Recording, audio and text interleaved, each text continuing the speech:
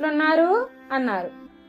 ఇందులో సందేహించడానికి ఏముంది నా బొంద, ఈ జాతకుడు సముద్రుడే కాని రాముడిలా మాటిస్తూనే దాన్ని ఎలా ఎగ్గొడదామా అని ఆలోచించే రకం. కృష్ణుడిలా అందరి మన్ననలు పొందుతూనే గండాల పాలవుతూ ఉంటాడు. తానెంత సంపాదించినా తన కోసం ఏమీ దాచుకొని భోలాశంకరుడు. ఘనుడు ఘటకుడే గాని లెంగడు. దోసుడి నీళ్లు చిటుకుల భస్మంతో సంతృప్తి చెందే రామలింగడు అన్నాడు గణపతి శాస్త్రుల వారు. వెంటనే ఇంకో బంధువు కల్పించుకొని ఇకనే రామలింగడు అని పేరు పెట్టండి అనేశారు. రామన్న గారి అర్ధాంగి బాలుడి తల్లి బాలింతరాలైన లక్ష్మమాంబ ముసిముసిగా నవ్వి, మా ముత్తాతగారి తండ్రి గారి పేరు రామలింగడే అంది. వెంటనే, అయ్యా రామన్న గారు, సుముహూర్తం దాటిపోతుంది, పిల్లాడి పేరు ఏమిటో నిర్ణయించండి మరి. రామకృష్ణుడా రామలింగుడా అని అడిగాడు బారసాల కార్యక్రమం జరిపిస్తున్న పురోహితుడు. ఇందాకే మా అన్నయ్య చెప్పాడు కదా రామకృష్ణ అని.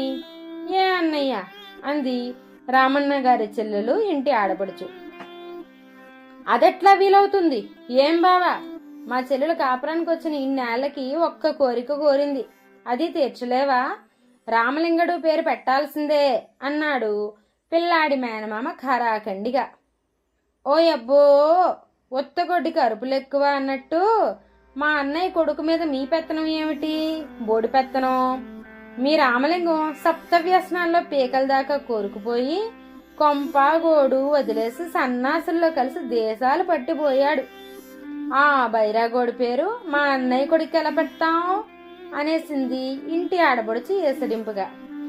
చెప్పొచ్చావులేమ్మా, మహమీ బోడి గొప్ప ఎవరికి తెలీదు. మీ రామకృష్ణయ్యకి ఏం తక్కువ తిన్నాడా?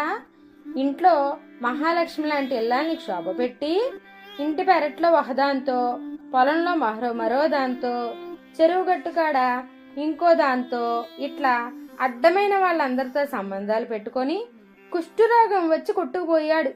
అట్లాంటి రోగిష్టి పేరు మా చెల్లు కొడుకు ఎలా పెడతాం అనేశాడు పిల్లాడి మేనమామ. పెట్టడానికి నువ్వెవరు, పెట్టించుకోవడానికి ఆ బికారిగాడెవడు? వీడు మా అన్నయ్య కొడుకు, అన్నయ్యకి నేనంటేనే ఇష్టం, అంచేత నా మాటే వింటాడు, నే చెప్పిన పేరే పెడతాడు. ఏమంటావన్నయ్యా అంది ఆడపడుచు దీర్ఘం తీస్తూ. ఏంటి పెట్టేది పేడకడి, వీడు మా చెల్లెలికి లేక లేక పుట్టిన ఒక్కగానొక్క కొడుకు, వంశోద్ధారకుడు. ఈ వరపుత్రుడికి ఆ కుష్ఠరోగ చచ్చినోడు పేరు పెడతానంటే మా చెల్లెలు ఒప్పుకుంటుందా?